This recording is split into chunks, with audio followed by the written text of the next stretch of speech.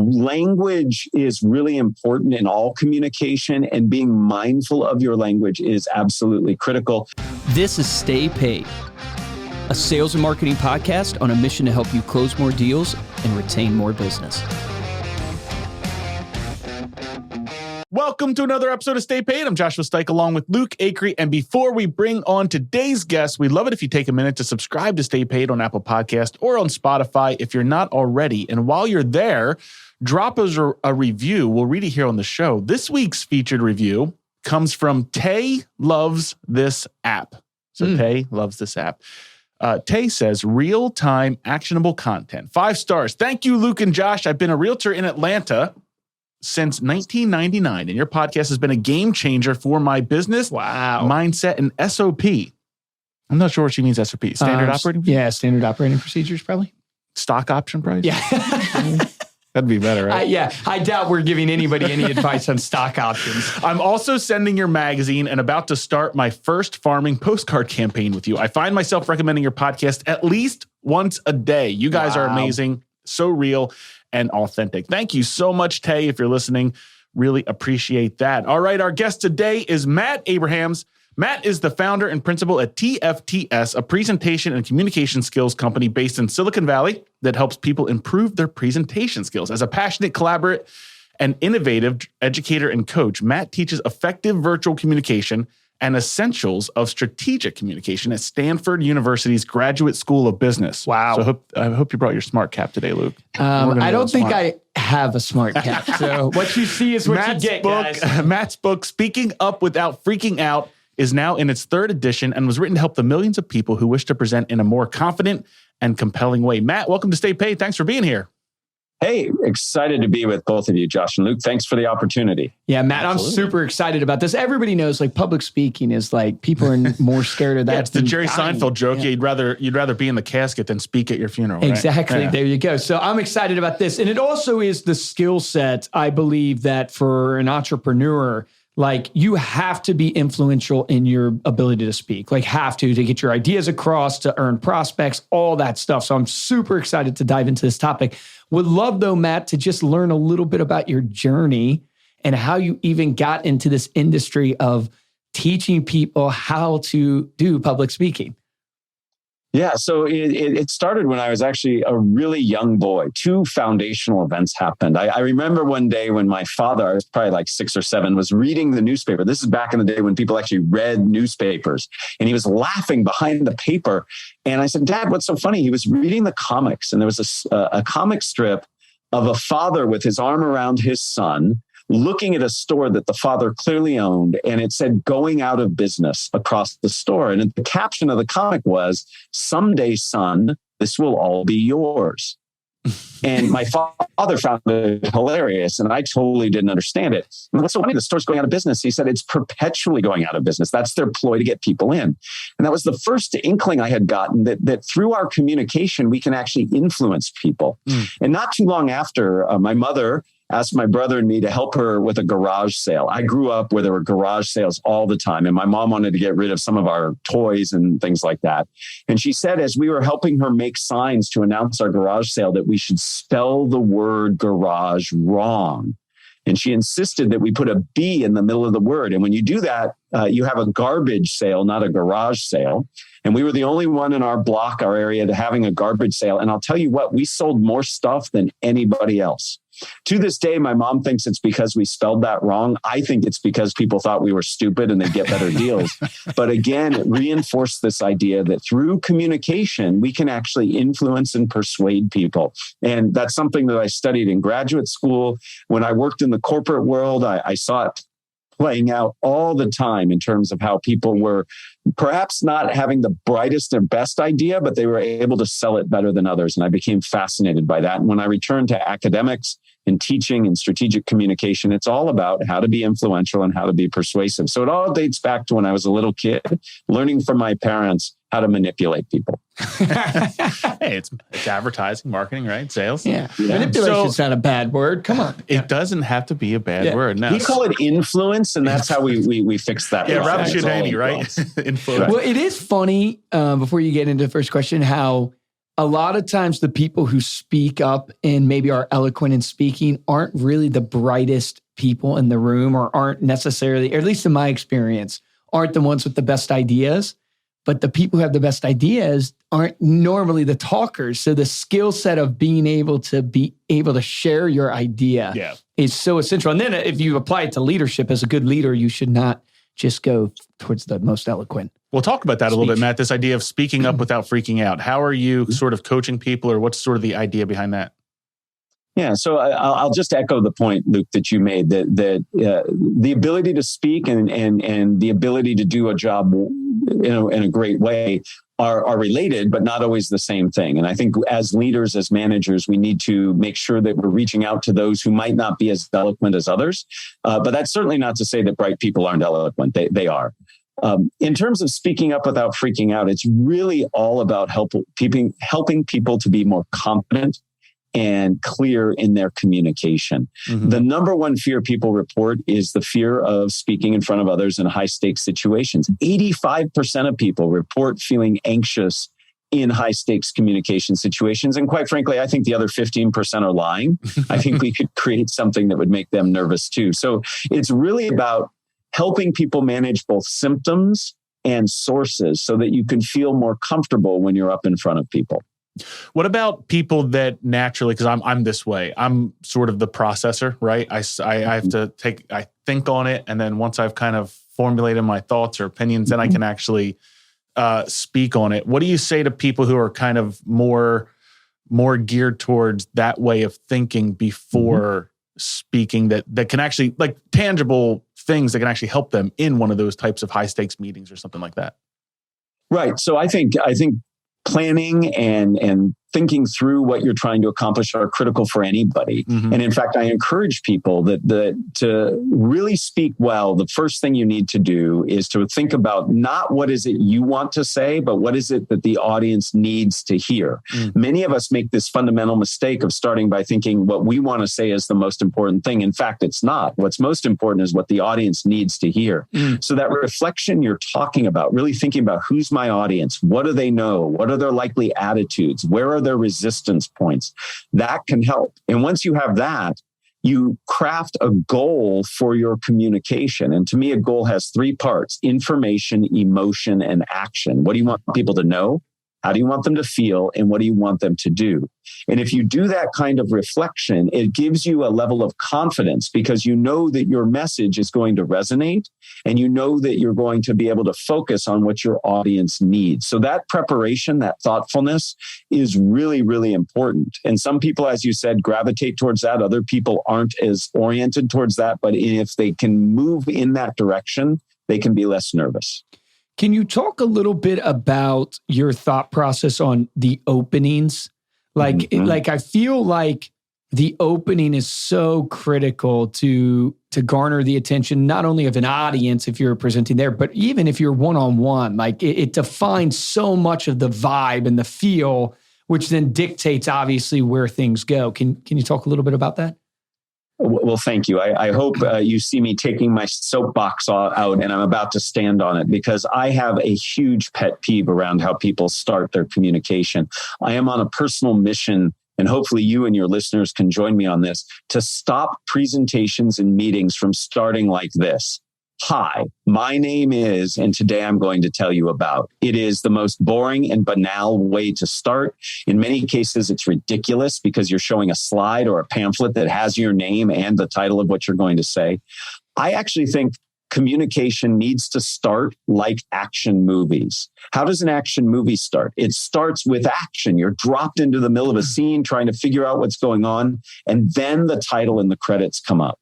So how do you do that? Well, you start by asking a question, taking a poll, giving a startling statistic. Maybe you show something, you do a demonstration or show a video.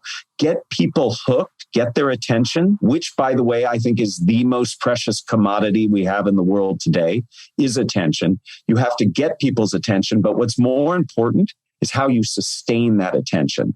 So to me, engagement is sustained attention. So you have to start by getting people's attention, and then you have to build in some techniques and use some tactics to sustain that attention throughout what you're saying.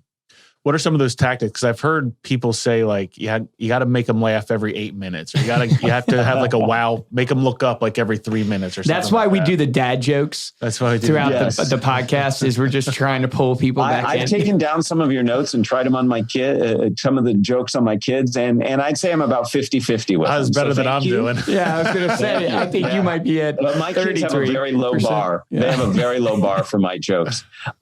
So you're right. Actually, it's very interesting. You brought up 8 minutes. There's some really good research that says every 8 to 10 minutes, you need to change things up to re-engage people's attention. Okay. So how do we do that? To my mind, there are 3 major ways. There's physical engagement. Get people doing something physical. Have them writing something down. If you're virtual, typing into the chat, watching a video, looking at a demonstration. Get them doing something physical. Where your body goes, your mind follows. The second is actually mental engagement. Ask questions. Take polls. Use analogies. Analogies are very powerful ways to engage people. And then the final way is in the words you use, linguistic engagement. The most powerful word to get people engaged is the word you. When you say the word you, people pay more attention. We've been trained since we were little kids from our parents, our teachers, caregivers, that when you hear the word you should pay attention. So adding things like as you know, or as you might be wondering. And then finally, linguistically, using words like imagine or what if or picture this. This gets people to actually envision what you're talking about. And using language like that can be very engaging. So we get people's attention, and then we sustain that attention through engagement by being physically engaging, mentally engaging, and linguistically engaging. Can you talk a little bit on the same vein of like inflection and like some speakers are really high energy. Yeah. Like I'm more of a high energy person. You could probably tell by when you came onto the Zoom, right? I'm a louder, boisterous type personality, but not everybody's like that. Like what's your advice to speakers in using inflection and tone and volume? Yeah, so I have a lot to say about nonverbal presence. Part of it is what we call the vocal aspects, which you're talking about. So it's not the words, it's how you say them. What the research tells us is that change is good. Novelty keeps people engaged. If I were to talk like this for any length of time, people would tune out. So it's the variation that helps. Now, people like you, Luke, who are naturally energetic. I fall into that category too. We have lots of variety in our voice. We vary our volume, we vary our rate. Others are more subdued, and there's nothing wrong with that, except you do want to have a little bit of variation. A great way to build that in is to add emotive words, adjectives and adverbs. Remember your high school English teacher focusing on those, because we inflect those naturally when we say them. I would never say I'm really excited to be here. No, I would say I'm really excited, because those two descriptive words invite that variation in my voice. So the research suggests you need to have some variation in volume and rate to keep people focused. And to do it, the easiest way to do it is just to focus on these descriptive words to help. Is there sort of a shortcut to building confidence in speaking in front of people, or speaking even virtually to a large group? Or is it literally you just have to do it over and over and over again? So there are techniques you can use that through deploying them will help you feel more comfortable and confident. But I tell people it's like learning a sport or learning a musical instrument. It takes time and practice. Yeah. Anybody who sells you a shortcut is probably not telling you the truth, or if they're offering you supplements or things that you can do and take, those come with consequences to them. And so I'm a big fan of cognitively and behaviorally working on these. Simple things like getting yourself in the moment, reminding yourself that you bring value to the situation, practicing in a situation similar to what you're in will help. The book I wrote that you mentioned gives 50 academically verified techniques. And hopefully I'll have an opportunity to share other resources that don't require you purchasing a book. But there are ways to build confidence. But to my mind, there's no shortcut. 50 academically researched ways to build confidence? Yeah. And the reason I wrote the book is in my academic studies, I knew that there were all these ways, but they weren't ever systematically assembled to be accessible to people. Often academics write for other academics. And so when I would look to help my students and the people I coached with resources, there just wasn't anything out there. So that's why I wrote the book. I never wanted to be an author of that kind of book, but there are many, many techniques that are out there, and it's just a matter of getting them to people. Not all 50 work for each person. Everybody's different. And so you have to find the techniques that work for you. It's so true. I mean, when we first started this podcast, I didn't want to get on it. Like, I was scared to death. I'm still a little terrified. You used to hide behind the mic. It was funny. Yeah. And then, you had to speak in front of the company every once in a while, and it's just the worst. But it's literally the more you do it. And then I've also found that, like, even for the intros, I'll read the intros out loud a couple times just to get used to them, just to kind of make sure, I understand everything I'm saying, make sure that it flows. So I think so many people just think that some people have it, right? They just think, oh, some people have the gift of gab, they have the natural talent, which, some people do. I would say, Luke, you do, but you also spent a lot of your younger years performing in front of people. So you got a lot of practice in there too. Correct, yeah. But it really is a matter of preparation and just repetition, I would say. Absolutely. And the one thing I like about the fact that you read things out loud is you're actually warming up. Many of us, we go from a cold start to our communication.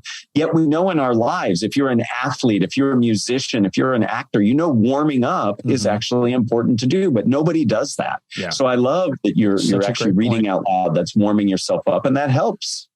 We'll talk a little bit about overcoming objections and kind of questions, because obviously this is being a sales podcast and marketing podcast. We got the marketing down with the garbage sale, but now with the sales side of it, how, in terms of effective communication when overcoming objections? Yeah, so let me take a step back before I answer that question, and that is really our approach to Q&A and objection handling often needs to be altered. Many of us see those situations as combative, where I have to defend my position, where you are challenging me. And I'd like to have that flipped completely. I actually see objections, harsh questions, challenging questions as opportunities. They're opportunities for me to engage, to collaborate, to share, to further explain and extend and expand. And quite frankly, the people who object are the type of people that I want to engage with, because at least they care. It's the apathetic person who doesn't say anything. Those are the people that are really hard to convince and influence. Mm-hmm.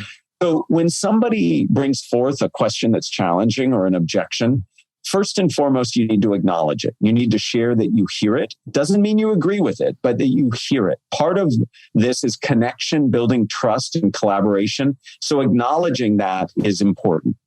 Also, making sure you understand it is important. And again, understanding doesn't mean agreeing.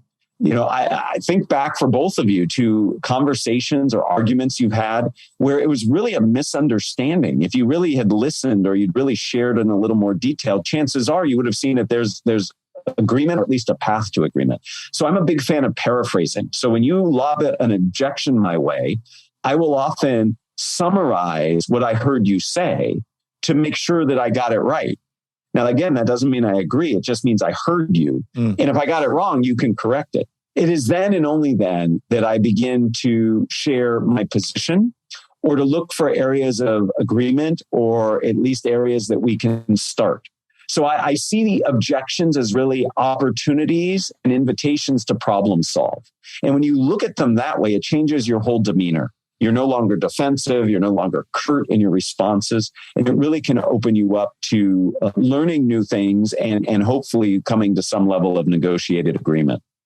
No, I love that. And it's so interesting in the sales world, because that's the world I live in usually. Sure. In the sales world, there is something about when you dig deeper to actually say, make sure you understand, even asking what they mean by what they're saying is insanely powerful to watch the guard drop on the person, literally by your acknowledging, hey, no, I totally understand you want X, Y, and Z. And then going, hey, can you explain to me? Because I'm not sure I understand totally what you mean by X. And that literally makes the guard just totally drop, because they're explaining deeper their objection. And so it's like a technique as well in sales, even though you should do it sincerely, because sincerity and authenticity is always what resonates with people. But it's such a good sales technique to bring down the guard, because when people in sales give an objection, their guard is so up because their expectation is you're trying to sell me and you're going to try to tell me why what I just said is not true instead of taking the route of, hey, totally hear you. And that is totally true. Grant Cardone, who's a famous sales trainer right now out on the scene, maybe you've heard of him. And regardless of what people think of Grant, like one of the things that he has said that has been so powerful is the same idea that you just preached, which is stay in agreement. The moment you get out of agreement with somebody is the moment you enter into debate mode. And nobody, what I explain to my sales team is nobody wins in a debate. Nobody wins. Like the audience might dictate who won, but the debate person against the other debate person, they're never going to come to agreement. They're debating each other. And so it's so powerful. What about like phrasing? Are you familiar with like Chris Voss, Never Split the Difference or whatever? Have you ever heard of that book? I've heard Never Split the Difference. I haven't read it. Okay. Yeah, no problem. He talks about like the phrasing sometimes of like your language. I want to get your take on this. Like he'll say, don't or ask questions that people will naturally say no to, but when they say no, they're really saying yes. Mm-hmm. So like an example would be, would you be opposed to meeting on Saturday? The natural reaction of humans is to say, no, I'm not available to meet on Saturday. But when you listen to what I just said, I said, would you be opposed to meeting on Saturday? And you're going to say no. And so now I go, okay, perfect. 10 o'clock, we can come. You get what I'm saying? Like it's a phrasing. I totally understand. What's your take on that? Whether you agree with it, don't agree? Like I would love to hear your take. So I'm not a big fan of tricking people through your communication, which I think that example did. But I am absolutely supportive of thinking through the language you use and the words you use. If there are words that are more inviting to people, if they're words that are triggering, try to avoid those. Language matters, and how you frame things through language can be really, really important. One of my favorite studies on language asks people if they imagine a horrific situation. You have a terrible terminal illness. There's a treatment that you can take that is 67% unsuccessful. Would you like the treatment? Or they come to you and they say, there's a treatment you could take that has a 33% success rate. Would you like to take it? Now, if you do quick math, you understand that I've just presented exactly the same thing. But by framing it negatively, fewer people are willing to take it. By framing it positively, more people are willing to take it. So language is really important in all communication, and being mindful of your language is absolutely critical. Certainly, I do not advocate tricking people through language, but thinking about your language, absolutely important. I love that. Which one was more successful? The 67%? No, framing it as a benefit. Framing a 33% chance of success was more successful. Yeah. We call it gain or loss framing in the academic world, and there's a difference when you frame things as a gain and frame things as a loss. You can influence how people say yes or no to things. Yeah, it's so good. I want to ask this question because it's more of a selfish question, but I don't want to forget about it. Is what about from an opening perspective, when you're opening to an audience, opening with a story? Mm-hmm. And so there's two phrases. One that I've seen success for me personally is like, if I open with, let me tell you a story. So I walk out on stage and you've been introduced or whatever, and you literally go, hey, let me tell you a story. And then the audience leans in a little bit. The other one that's been more successful for me is opening up, and you talked about dropping into a scene. So like one time I was teaching at my church and I literally opened up and said, it was 1969. Yeah. And Jim Elliot had flown, and I told this story about Jim Elliot, a missionary, right? But it's like I opened up immediately just with like that story. Do you find like stories or like the real way to engage the audience? Like what's your take on how often you should share stories versus doing the questions and stuff like that? So in my long career of teaching and coaching communication, I cannot think of a time I've told people to put fewer stories in their communication. I am sure there is some limit, but stories are incredibly powerful. And I like your example of just jumping right into it. I'm not a big fan of announcing what I'm going to do. I'd rather you just tell the story rather than tell me you're going to tell me a story. Although doing that can build a little bit of curiosity, and building curiosity is really engaging. I'll tell you what, our brains are wired for story. I have the great pleasure of hosting my own podcast called Think Fast, Talk Smart, and I interview academics all about communication skills. And I've had several cognitive neuroscientists on. I had a gentleman named David Eagleman. He's a prolific author and just a deep thinker, and he's a neuroscientist. And he essentially said our brains are wired for story. In fact, long-term memory is also called episodic memory. Episodes are little stories. And the analogy he used, you know the ending of Star Wars, the first one, the one you guys are of my vintage, the first one we saw, what's now called Episode 4, where Luke Skywalker is going down the Death Star alley and shoots that little torpedo that lands in the basket there, like he's shooting a free throw. He said, stories are like that for your brain. They go in and they activate your brain in a way that other types of information, data, bullet points, those don't do it. So I am a huge fan of telling stories. Now, the trick is to be concise and clear in your storytelling. Many people ramble on and on. So we do have to be clear in our stories, but certainly they are helpful. You know what's interesting? I want to make the point for people. We have seen on TikTok, I don't know, Matt, if you're on TikTok or not, but we have 2 teenagers. I am not, but my house is. So what's interesting about our podcast videos and stuff is when we open up with, that reminds me of the story, and then we go in right away on our TikTok, those ones have done better for us on our TikTok channel. And it's the same, I'm sure psychology applies, just maybe a little bit different of a medium and different variables. Yeah.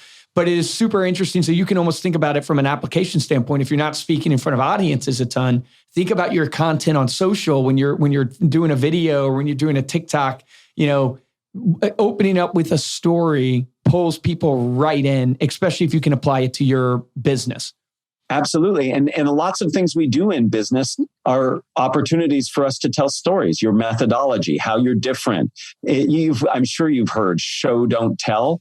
The way to show is to tell stories about what it is.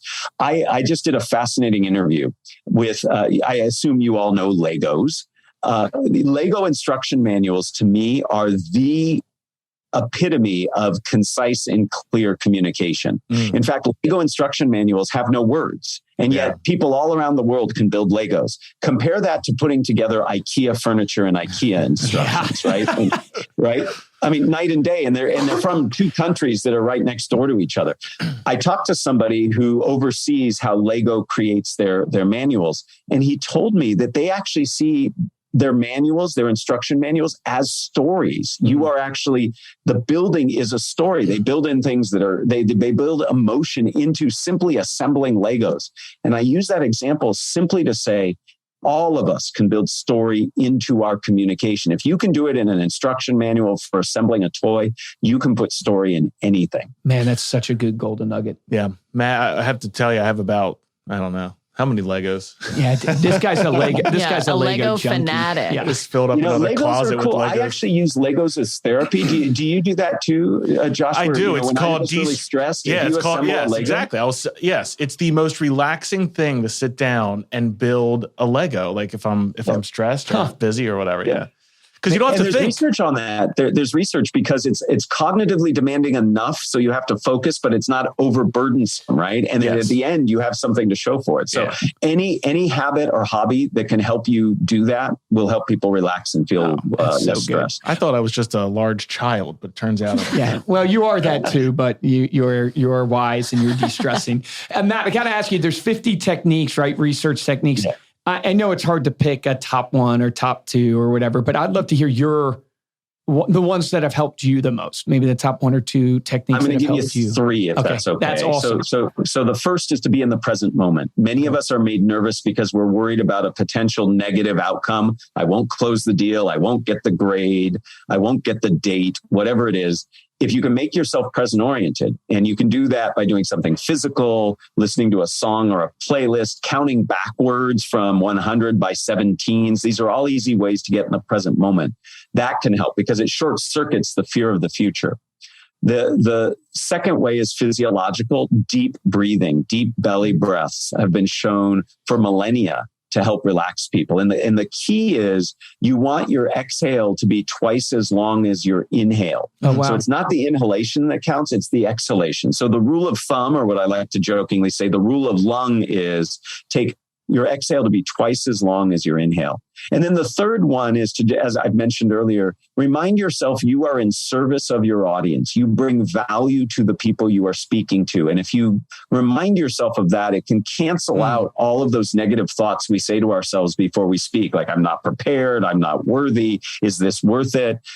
Simply saying there's value I bring can help reduce your anxiety. So those are the three that I find worked for me and that I find really work for lots of other people. That's so good. What were the other tips for being present? You said counting backwards from 100 counting by 17. Backwards, listening to a song or a playlist, doing something physical like a walk around the building. I know a professional speaker who does some push-ups before he speaks. A woman I coached learned that if she plays Tetris right before she goes on stage or runs a meeting, she's calmer because she's present-oriented. Wow. So simple physical things can get you present-oriented. Yeah, Tom Ferry, he's the number one coach in real estate.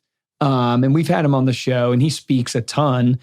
He jumps on a mini trampoline. I think Tony Robbins does something similar, but he jumps on a mini trampoline and he does some other stuff too. Do you do anything to get I have tried, like, it sounds funny. Like, you know how Michael Phelps kind of stretches? Have you ever seen Michael Phelps kind of flap his, like I do. And I try to hold a smile for 30 seconds. Like I try to like hold a smile and I'm trying to change my physiology to be happier and to like before I do a webinar over in that room and you're in this room ready to go on a webinar together, right? You can imagine me grinning like an idiot and flapping my arms. So that's what I've tried to do, but I don't have like any, like I do that every time, but I've never thought about it through the lens of like being present. I love that action item. I think that's so good. Those two things, by the way, are really powerful. When you move, you give the adrenaline rush that many of us have. You give that adrenaline a place to go, so it doesn't stay with you. Big muscle movements help, and the smile releases a whole cascade of neurochemicals, dopamine and others that help you feel better and actually invite empathy. So they actually invite you wanting to connect with people. So smiling, a genuine smile can be really helpful. Yeah, I love it. It was something I did for years when I used to call on the phone. We used to be smile and dial. I mean, we still are. I used to do smile and dial all the time. And I used to just like try to hold a smile because you face a lot of rejection on the phone. So you can get down real fast. So try to hold a smile just to snap yourself back out of it. So that's awesome. Matt, would love to ask you kind of, since you're an author and we've been talking about stories and everything, I'm always looking for book recommendations. What book has had the biggest impact on your life and why? So I think my book's a good one, but that's had an impact on my life, but in a different way. There are two I'm going to share with you. One is the book Made to Stick by Dan and Chip Heath. Chip actually teaches with me at Stanford's Business School. It is a great book about how to make ideas stick in people's mind. And it's very practical and tactical. It's been around for 15 plus years. I think everybody who does sales or is interested in communication should read it. And then there's another book, which people might take a little step back from, but it's called Improv Wisdom, and it's by Patricia Ryan Madsen. And improvisation is not just about getting up on a stage and acting silly.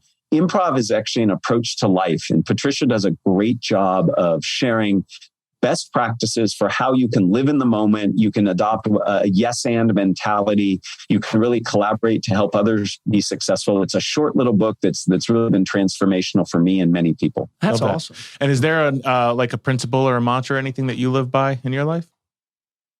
So a version of yes and, my whole life has been, I have benefited greatly by saying yes to opportunity when it presents itself. Many people are defensive and say no at first, but I often will say yes and check things out. And I've also, more recently than that, adopted this mindset of not yet. So instead of being crushed when somebody says no, I just say to reframe it as not yet. They're not ready. It's not the right time. It's not yet. So between yes and not yet, those two have helped me in my life. I can 100% echo that. About 7 years ago, I remember making that shift from initial response, no, because I was nervous, right? I didn't want to do it. To then, it's like when you asked me to come on the podcast. Normally I would have said no. No. But I said yes. And we're going to crush it. Yeah, we're going to crush it. Matt, we're going to number one. Thank you so much right here for coming on this, coming on Stay Paid. Before we close out, let people know how they can connect with you, how they can get your podcast, how they can get your book, all that good stuff. Wonderful. Thank you. So a couple things. You can find me and resources I have at a website I curate called nofreakingspeaking.com, nofreakingspeaking.com. Lots of resources there. I host a podcast for Stanford's Business School. It's all about communication. Think fast, talk smart. And then the book that we mentioned, Speaking Up Without Freaking Out. It's been a true pleasure to be with both of you. Thank you and keep up the great work. Thank you, Matt. And thank you all for listening. You can get all of those links that Matt mentioned in this episode over at staypaidpodcast.com, along with the rest of the show notes. If you enjoyed this episode and want to show your support, there's two ways we ask you to do it. First is to head on over to Apple Podcasts, drop us a 5-star review and a comment. And the best way to show your support is to tell a friend about this. Practice those speaking skills. Practice the speaking skills. And tell a friend. Yeah, just simply speak up. Don't freak out. Speak up. Tell somebody. If you want to get a hold of me or Luke, you can email us at podcast@remindermedia.com, or you can find us on social media. We are at Stay Paid Podcast. For this episode of Stay Paid, I'm Joshua Stike. Guys, I'm Luke Acree. Loved this episode. Matt, thank you so much. Super beneficial, especially even for myself. I speak all the time, so it's super helpful. The action item that I think everybody can benefit from is this action item of being present.